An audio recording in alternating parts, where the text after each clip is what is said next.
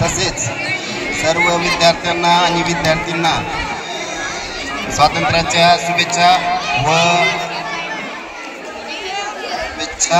आणि मला एक सांगायचं असं आहे सर, मी या शाळेत एक विद्यार्थी होतो 1999ला मार्च 99ला या शाळेचा विद्यार्थी होतो। मला वाटत नव्हतं की मी कधी या शाळेचं नवोदन करीन, पण आज तुमच्या योगानं मला हा एक योग मिळून आला आणि त्याबद्दल मी तुमचे मनपूर्वक आभार मानतो। आणि सर्व विद्यार्थ्यांना एक कळकळीची विनंती करतो विद्यार्थ्यांना की आपले आईवडील आपल्याला शिकवण्यासाठी आपल्या रक्ताचं पाणी करत आहेत आणि तुम्हाला ही स्वर्ण संधी आहे, तुम्ही शिका आणि पुढे जा। एवढे बोलून मी माझे 2 शब्द संपवतो।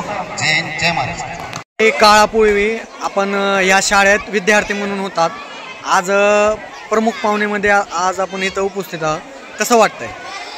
नमस्ते। सर्वप्रथम मी सर्व देशवासियांना आणि शहरवासियांना आपल्या स्वातंत्र्य दिवसाच्या हार्दिक शुभेच्छा देतो आणि तसेच सांगू इच्छितो की मी या भारत विद्यालयाचा एक प्राथमिक आणि हायस्कूलचा विद्यार्थी होतो आणि ह्या शाळेतून मी शिकून बाहेर पडलेलो आहे गरिबीतून।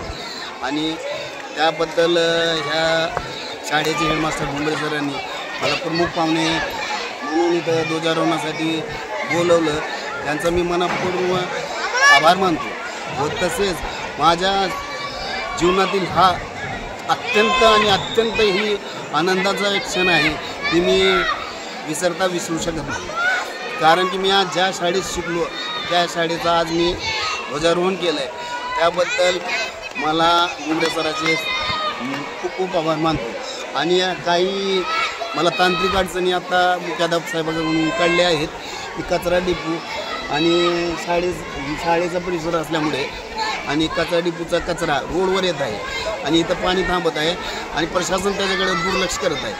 आपल्या माध्यमातून मी नगरपालिकाचे CO मॅडम व इथले आमदार खासदार यांना एक विनंतीपूर्वक असं एक माझं सांगणं असं आहे की ही शाळा जी आहे सलम एरियातील सर्व विद्यार्थ्यांची आणि इथे गोरगरिबाची लेकरं शिकत आहेत आणि डासाचे प्रमाण आणि डेंग्यूचे प्रमाण जास्त वाढत आहे, त्यामुळे प्रशासनाने तात्काळ ह्याच्याकडे दखल घेऊन ह्या विषयाचा अनुषंगाने जी ती निर्णय करून प्रशासनाने तात्काळ याचा निर्णय घ्यावा, अन्यथा आपल्याला येणाऱ्या काळात प्रशासनाचे मुख्याधिकारी असो किंवा जिल्हा परिषद कलेक्टर साहेब असो यांना एक आपल्याद्वारे मी एक इशारा असा देण्यात येतो की येणाऱ्या काळात आम्ही तिथं उपोषणाला बसू, आमरण उपोषणाचा इशारा मी देतो।